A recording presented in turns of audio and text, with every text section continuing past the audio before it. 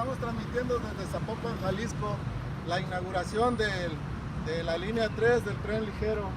Aquí donde va a circular, aquí vamos ahorita a subirnos, vamos a decirles a ver cómo está pasando esto.